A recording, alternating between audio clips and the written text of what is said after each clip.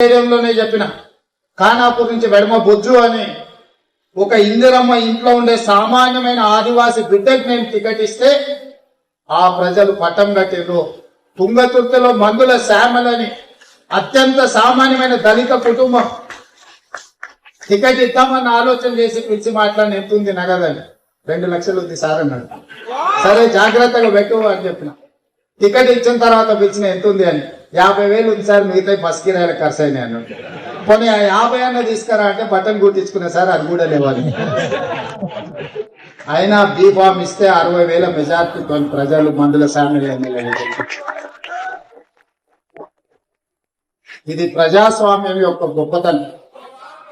LB స్టేడియంలోనే చెప్పిన ఖానాపూర్ నుంచి వెడమ బొజ్జు అని ఒక ఇందిరమ్మ ఇంట్లో ఉండే సామాన్యమైన ఆదివాసి బిడ్డకు నేను టికెట్ ఇస్తే ఆ ప్రజలు పట్టం కట్టిర్రు.